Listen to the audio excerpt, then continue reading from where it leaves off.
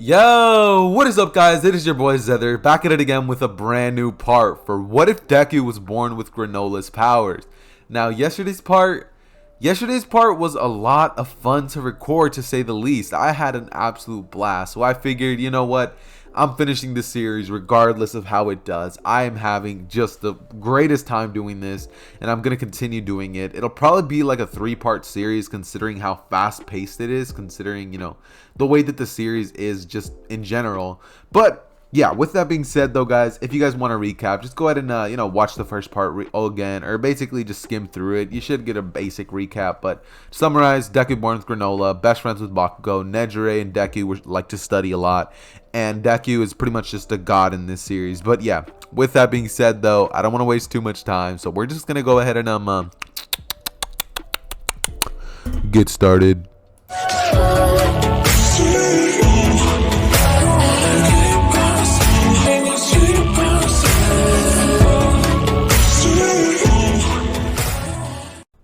Okay, so where story is actually all going to pick off right now is right after everybody just basically asked Deku, dude, how are you so strong? And Deku just says, I don't know, I'm just kind of me. And everybody's just like, yeah, kind of noticed. After this, Deku would proceed to pretty much go home with Nejire, and they'd have a little family dinner at Deku's house, as Nejire and him would pretty much finish up, and they'd then go upstairs, as Inko would basically tell Deku not to have too much fun and to leave the door open, as Deku would pretty much look at her and just be like, Mom, not now. As she'd be like, yeah, whatever, just go have fun. As Deku would pretty much be like, thanks, Mom, we're gonna go up to my room, probably play some video games.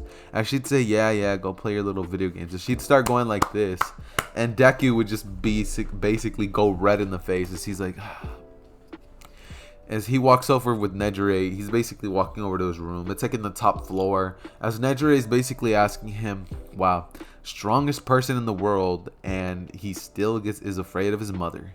And Deku's just like, yeah, it doesn't matter how strong I am, I could literally destroy the world with one hit, but yeah, Mom will always scare me. As Nejire just looks at him and says, yeah, that's definitely the thing. If she ever becomes a villain, we're all screwed. As Deku and her would proceed to just laugh, and they would go up to Deku's room and have a little bit of a study session. They'd start hitting the books, start reading up on that math, science, that all that history, all that good stuff. But yeah, Deku and her have a pretty great time, to say the least, and Deku would then proceed to essentially just pretty much just be having a pretty cool time with Nejire. They'd be chilling, they're having a blast, as it's at this point where essentially, also guys, sorry for that little background noise, but I'm on my computer and my keyboard makes a lot of noise. That's what you guys are hearing.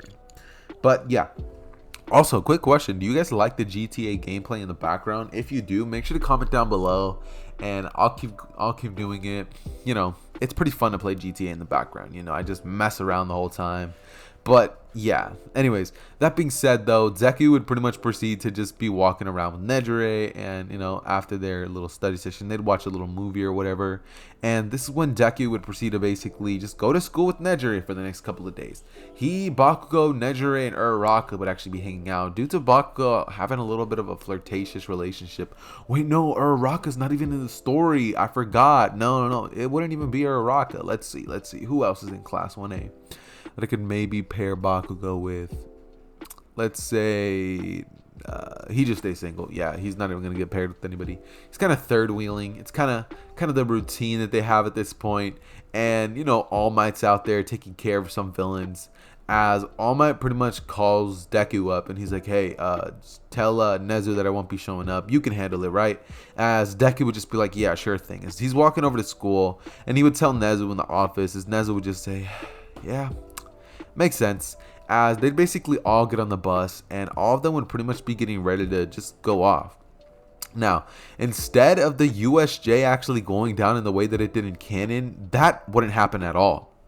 See, in this version, All For One knows his place. He's not about to destroy Deku. He destroyed a mountain range with the flick of his finger, and it was broadcasted on the news that Deku can slap All Might, and he's in UA.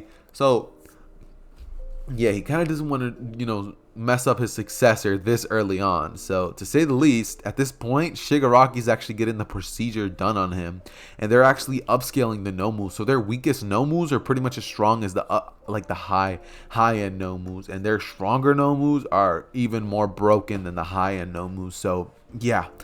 Nomu level OP, Shigaraki getting OP, and they're not really gonna end up getting any of those members like Toga, Dabi, all that stuff, since that stain stuff most likely not gonna happen. You'll see why. Anyways, but that being said, they'd pretty much go through with the USJ as it was actually intended. 13 and Eraserhead would pretty much just help the rest of the kids with the rescue training, and Deku would just basically say, so what am I gonna do?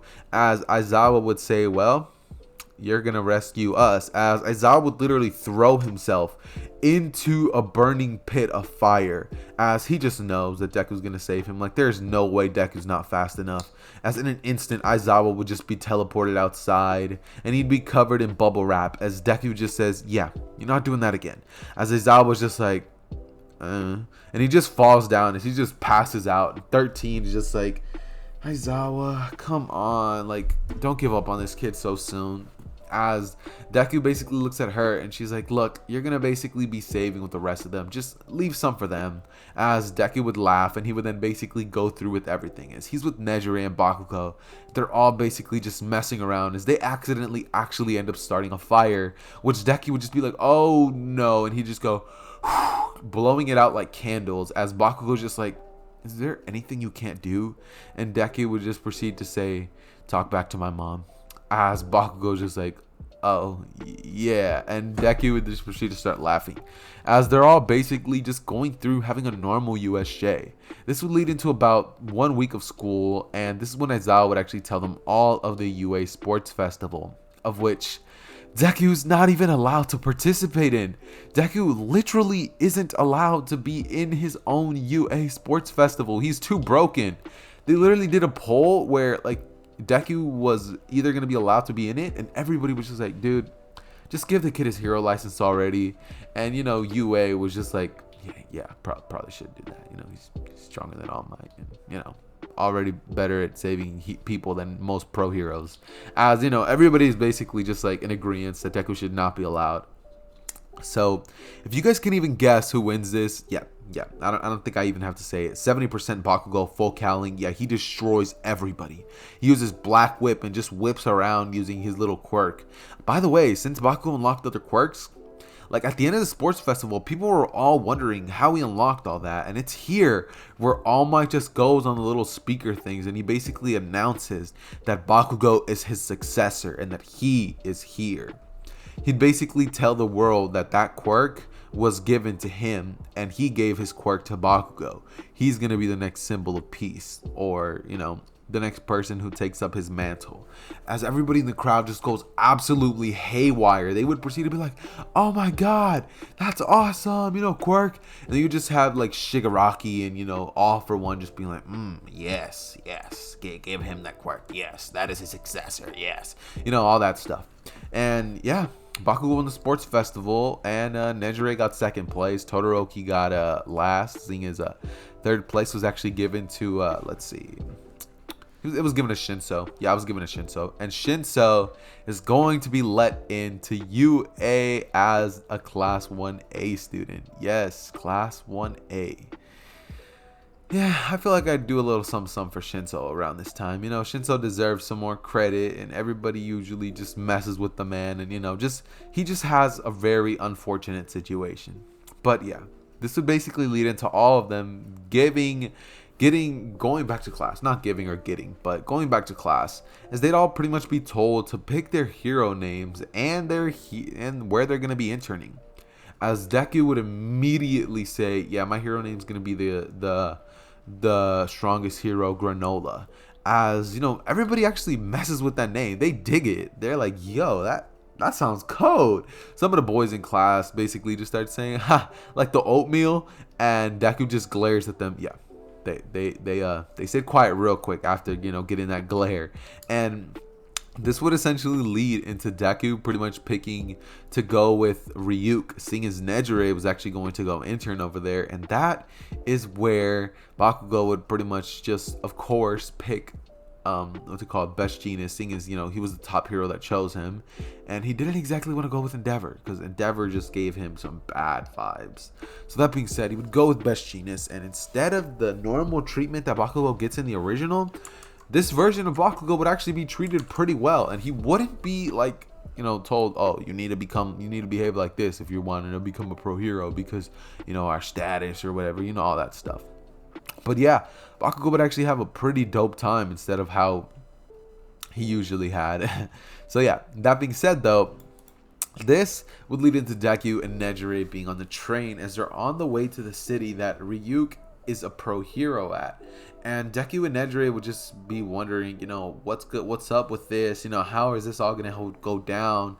As Deku's pretty much just tagging along because, his girl's there. Come on now, like, he got to protect the girl. But that being said, though, they'd pretty much arrive, and this is when they'd see some girl with some brown hair wearing a really tight costume, and she'd be like, hey, as, of course, it's Uraraka, and she's basically like, oh my god, you're that kid, I've heard so much about you, just being, inadvertently way too nice to Deku. And Nejire picks up on this quickly. As, she walks behind Deku and just hugs him, saying, yeah, I mean, my boyfriend is great, right? As Uraraka just says, oh, I'm sorry. The name's Uraraka. Ochako Uraraka. As Ryuk just comes in and she says, hey, glad you guys can make it. Especially glad you can make it, Deku. As, Deku would proceed to be like, yeah, just tagged along with Nejire. As she'd say, you're a pretty good boyfriend for being the strongest person in the world. As Deku says, yeah, I don't know whether to take that as a compliment or, as she'd say, just take it as a compliment. As Deku would say, understood. And this would basically lead into Deku pretty much just going through the motions. He'd, instead of being taught how to get stronger, he'd actually just kind of be getting taught how to do hero patrolling. And Nejire would as well. She'd actually be even more powerful than Uraraka at this point. I mean, Uraraka's quirk definitely developed. It now grants her the ability to fly through the air with it, and she can, take away the gravity from a certain radius around her. She got pretty OP. Third year Uraraka, she ain't slacking. She's pretty powerful, and not just a rescue hero. She's a combat type hero too. So yeah, that's an upgrade. And in terms of the Hosu City incident, that'd definitely be going on. But seeing as Bakugo's over there with Gran Torino and Ida's over there doing his dumb stuff, Bakugo would have to step in and clap this man Stain before he even got the chance to do a thing. And, Ida basically got punched in the face by Bakugo and told that, if he's going to be the Clash rep, he better act like it. And Ida would basically just be like, you don't understand. It's not like you ever had something like this happen to you. And Bakugo would say, yeah, but if it did, I wouldn't act like a total, DUMBASS. I don't know if I can even say that word without getting demonetized. But yeah, and Ida would just basically lie there down as Bakugo just grips him by the hair and smashes him into the wall, saying, now if you don't apologize right now, then I'm gonna do what Stain was gonna do to you. As Ida would just get a shiver down his spine, and he would just immediately get over that little angry facade, and he would just say, I'm sorry. As Bakugo's like, he's just like, damn right. And this would basically lead into Deku pretty much just be going through the motions with Ryuk, as at this point Deku and Bakugo are pretty much just going through the motions in terms of the internships they're having, as they'd all essentially just be chilling, going through everything, just vibing for real. Bakugo would get praise, and he would actually get the credit for taking it down, as it would go all over the news. All Might's successor takes down Hero Killer. It's pretty dope. And now we're gonna have the rescue training race, as Deku has instant transmission. What do you think's gonna happen? Yeah, he wins. And funny enough, he was actually going against what's it called? He was actually going against Bakugo, Nejire, as well as Tape Boy. And yeah, he kind of destroyed them. He wiped the floor with each and every single one of them. And yeah, pretty funny. That being said, though, they'd all pretty much be told about their final exams, that they're going to have some tests, and that they're going to be pretty much having to get ready to, for a big test at the end, which they would all definitely be getting ready for. And it'd be a pretty cool test at that. They all have to fight the teachers and they have to study. Deku and Nejire would do a lot of studying on their own free time. Not the type that you guys are thinking either. They're doing the clapping study time, but the unholy, the you sure you passed those finals, you want to come in for a drink study type stuff. And I'm pretty sure you get the point. But yeah, that being said though, they'd pretty much just go through everything and they'd be vibing. They'd definitely be vibing. They'd be going through everything, and in terms of the final exams, they would ace that. Nobody really minds about the written portion, but I'm sure all of you guys want to hear what happens in terms of their fighting combat and stuff. Now, when it comes to the finals, Deku is told that he's actually not going to be paired up with anybody, nor is Bakugo going to be paired up with anybody, seeing as, those two are just way too broken at this point. They are not going to win against any of the teachers. Any of the teachers can't really give them a real challenge. And, Bakugo and Deku would just chuckle in the back as they're just like, yeah, we powerful. As, of course, then we have, by the end of everything, Nezu would walk up to them and say, okay, well, since everything just happened now, you guys are actually going to have to be facing against all of us. And Deku just looks at all the pro heroes that are present and he says that's going to be a piece of cake. And Nezu just looks at him and says, oh, you misunderstood, as he clicks a button and each and every single one of the pro heroes of Japan just walks out, as Deku just looks at that and he says, now we're talking. And Bakugo looks at that and says, mother. He's just like, yeah, if Deku wasn't here, I'd be terrified. As Deku just like, don't worry about it, man. We got this. And Bakugo just says, yeah, I hope we do. As they'd basically proceed to look at all the heroes that are present, and Deku would ask how much power he's allowed to use. As Nezu would say he's allowed to use about 5% of it. Deku would proceed to look at him and say, are you sure about that? And Nezu would say, better make that 1. As Deku would say, alright, that's better. As he would then look towards the direction of each and every single one of the teachers, and immediately he would look straight at Present Mic, because he would then think, that little quirk that he has is actually pretty useful. Let me see if I could try something like that. As he lets out a supersonic scream, which would literally destroy 1/4 of all the heroes present. As after this, Baku would throw himself in there, shooting a nuclear-sized explosion, wiping out 2/4 of the heroes, and that would only leave the heroes that are pretty much in UA working there. As All Might would rush over to Deku and punch him square in the jaw, just almost moving him, as Deku wouldn't even flinch an inch. And he would then look towards All Might as he just turns his head to him and says, boo. As All Might would just step back, and Deku would then proceed to basically say, alright, All Might, this is going to go one or two ways. And All Might would just say, and neither of them are going to be good for me. As Deku would say, bingo, and he would proceed to basically look towards All Might, as All Might just says, United States of Smack, as Deku just instantly smacks this man. He wipes the absolute floor with this man, as actually, boys, usually I don't ever cover the movie content, but seeing as this is more of like a slice of life type of thingy, I guess I could cover it.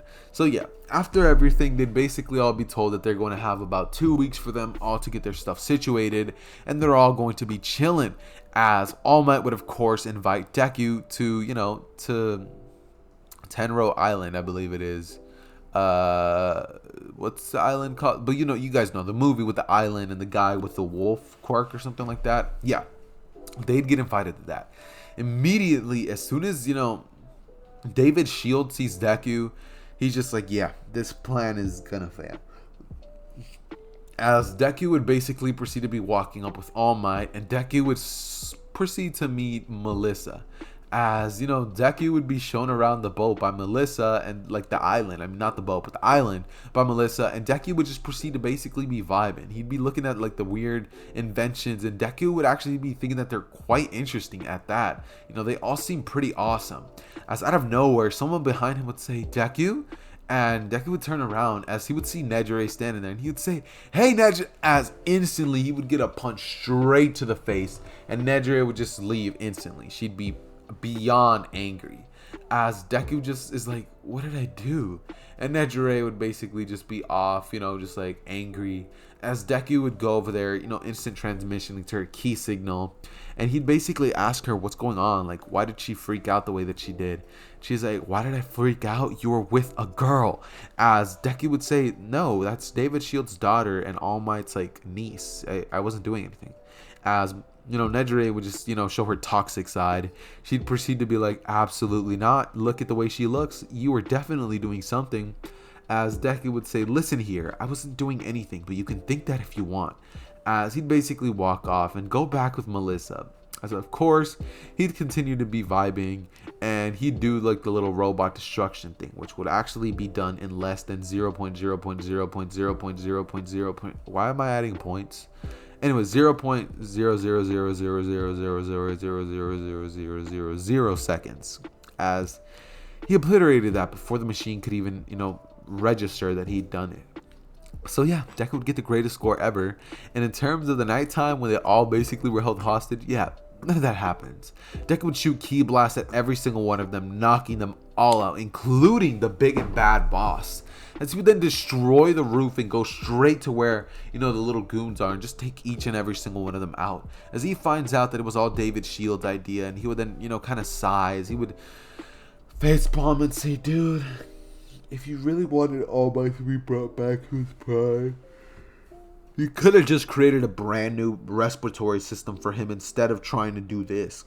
As David Shield would look at Deku, and All Might would look at him as well, as they'd say, wait, what are you talking about? As Deku would say, have you never thought about just creating a brand new respiratory system for yourself? If you can't fix the old one, just make a new one. As David would look towards All Might, and he would proceed to basically say, that's so simple. As Deku would say, yeah, no duh, it is simple, but when you're overthinking everything and doing crazy stuff like this, it doesn't come to your mind now, does it? As David would basically look down, and Deku would say, look, I'm not going to do anything about this, and those guys are going to get arrested, but you ever pull something like this again or create this device ever again, and I'm coming for you. As All Might would say, young Midoriya, I think we should cut. As, he was about to say cut him some slack, Deku would glare at All Might and say, absolutely not. He could have gotten multiple people on this cruise, like on this little boat thingy, destroyed. As David would say, yeah, that's a fair point. As everybody who was in the original movie would have had a great time. There was no need for any of them to actually fight anyone at all. And Deku and All Might never even had to fight against Wolfram. As, yeah, Deku and Nejire by the end of everything made up, and Deku and her proceeded to do a little bit of good old-fashioned studying. As, this is when they would proceed to basically go to the forest training camp, as of course they're all basically there, and they're on the bus just playing truth or dare, just messing around with each other. As one of the girls in class would basically say, hey, Mina, truth or dare? As Mina would say dare, and Suyu would look at Mina, not Mineta, but Mina, as she would say, I dare you to go over there and kiss Deku right in front of Nejire. As Mina would look at her and say, are you insane? And this is when Suyu would take out $200, and she would say, this is yours if you do it. As in that moment, Mina would say, done. She would walk up to Deku and say, hey, Deku. As Nejire would look towards Mina and she'd say, hey, Mina, what's... As in that instant, Mina would go in for that kiss with Deku, and Deku would actually just literally sit there and let it happen. As Nejire would freak out, and she would let out a scream as she would shoot Mina out of the bus with her energy beams, and Aizawa would have to stop the car as he deactivates her quirk, and he basically says, what's going on back here? As Deku would say, Mina kissed me in front of Nejire, and Aizawa would just facepalm as he says, there was other ways that could have been handled. As Mina would basically get up like 3 hours later after they actually arrived to the actual training camp, because she was completely out cold, and Deku, well, let's just say that Koda, instead of, thinking that all heroes suck, Deku was actually able to save his parents a long time ago. So Koda would walk up to Deku and just immediately start thanking him for what he had done such a long time ago, and everything would just be great. That's pretty much how everything's going up until now. But with that being said though, guys, this video is about like 25 minutes long-ish at this point, so I think it's a safe point to basically just leave the video off on. It's on a good note. Tomorrow I will definitely be covering the little force training camp, you know, little all for one stuff. I don't even think I'm gonna have to cover that on the next part until like the end of it, but yeah, I'm most likely to cover what happens with that, you know, and the provisional hero license, the overhaul, the liberation army, gentle criminal, you know, the joint training arc, yeah, all that stuff. I'm gonna have to cover all of that. But yeah, with that being said though, guys, you guys know the drill. Make sure to go down below and leave a like, as I really would appreciate it if you guys did that for me. And make sure to go comment down below whether you're here or not. Definitely look for my comment down there. It's the first one, it's pinned, and you can just go ahead and basically comment here. Is that comment's gonna be there, and you know, report your attendance, boys. But yeah, with that being said though, guys, you guys know the drill. It has been your boy Zether. I love each and every single one of you guys. You guys made my day. It's amazing to be able to do this as a job. And yeah, with that being said though, guys, it has been your boy Zether, and I am out. Peace.